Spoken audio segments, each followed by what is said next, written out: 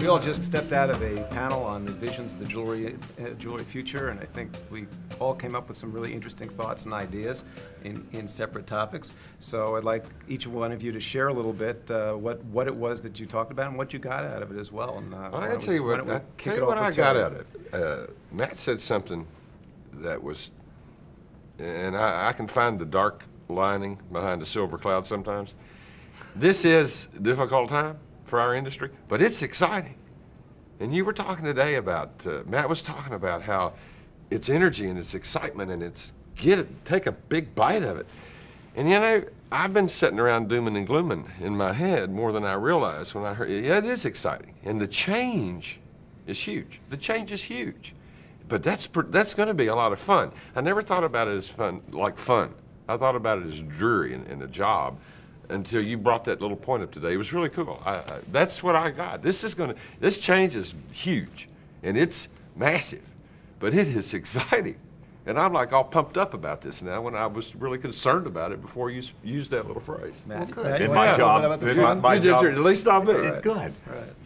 Well, you know, I'm very excited. I think every time that there is a difficult economy or a recession, it is huge opportunities to be able to gain market share, to be able to actually build wealth, because there's so much opportunity. I think the real critical part, though, is the attitude that you go in to make it happen. You know, today there is tremendous opportunity of hiring very, very fine, talented people. It's really exciting about creating new style and thinking outside of the box and developing new products. You know, when we were talking about designers today, designers are crucially important. Branded product is very, very important. But I believe that the future is really about customization, personalization of all of these brands and these styles that are so proven in order to give that personal investment and that passion for the consumer when they're buying it.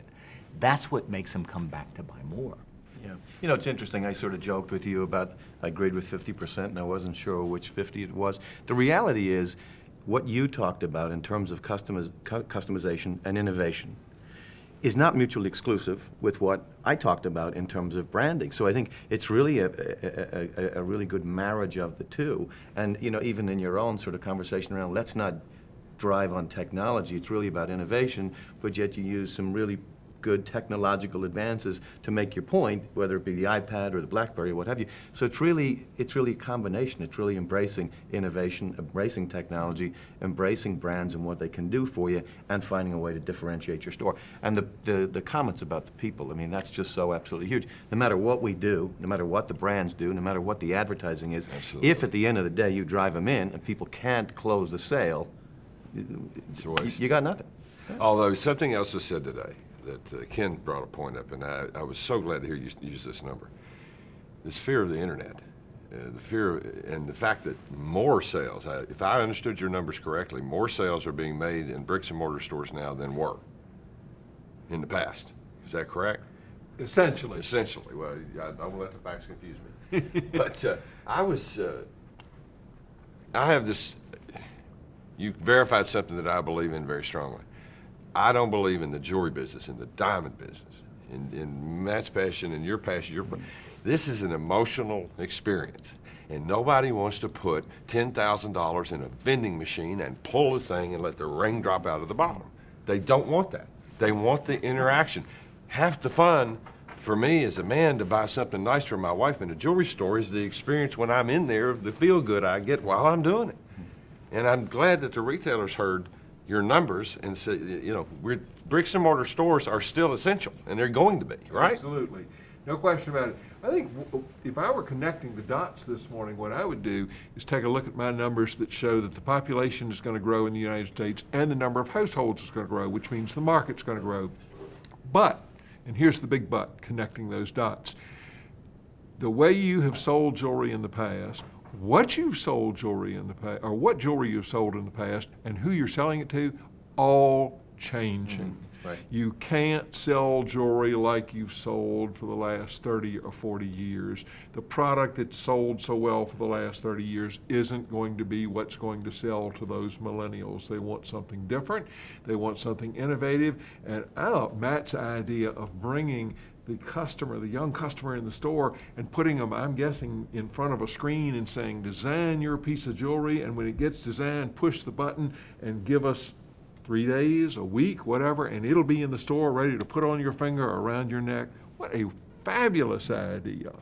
Well, here again, connecting the dots is you've got to have product in your store to be able to show. That is where you always start. But you know, the jeweler has always been in love with their inventory. And today in good business, you just can't do that. And the jeweler needs to be a professional where they're taking home half of their profits each year rather than putting it back into the store. Particularly when we see adverse metal markets or stone markets and their inventories now become less, margin is tight, you end up setting yourself up for failure. So certainly you have inventory, live inventory, but it is less. And then you use the technology, you use the innovation of tools, prototype products that look just like the product, but you use that as a starting point model. Let me show you this. Let me put it on your hand. Let me show you how the scale is. This will look, but you know, with your finger being long or short or fat or whatever it is, I really recommend we take this ring if you love that style, but let's lengthen it a little bit. Oh, you want to use your grandmother's stone. We can do that, but that stone is a different shape than what this is. Let me show you how that is going to look. And then you start going from live product to prototype product to virtual product, and you build the perfect piece for the customer and get them very, very excited. That is really what it's all about today. And you can do that with inventory at a fraction of what you have done in the past. Terry, how do you think that that kind of new sales approach and that kind of technique is going to impact the problems of hiring people who are no longer just saying, here isn't this beautiful, but need to learn how to take somebody from A to Z in a sale? Well, we touched on that today in this in the conversation somewhat. The demands on the sales force are going to be huge, and it's a nice person behind the counter that knows where the solitaire rings are and what a quarter and a half carat. That's gone. These professionals behind the counter are going to have to be very highly trained. The prototype inventory is a huge gain for the jeweler, but it's going to take a lot of specialization to make that move from the prototype to the real thing. You're going to have to know your stuff, and so training is going to have to be very intense, much even more so than it's ever been for that. Because then now you have them in your hand, and you could easily drop them. They could go away. So I think it's going to take a tremendous amount of training and practice and involvement by the people behind the counter. So to kick it back over to you, Matt, are you going to be working on developing training materials that go along with all of the prototype materials so that people know how to use it more effectively? Well, no question about that. I think Hearts of Fire, has really shown over the years that, training is crucially important to the staff. But what we're trying to do with our innovative products today is making it very, very user-friendly, is that it is intuitive. All of our programmers today in building this product comes out of the gaming industry. There is no person today that does a game on the internet that reads the instructions first. Well, we're doing the same thing with product, that the jeweler is using in order to be able to work with the customer. So it's not the innovative technology that we're bringing to the marketplace that is difficult. It's really understanding the true sales psychology and how to work with that customer and what they want. And all that these tools are is just put in their arsenal to be able to make it happen.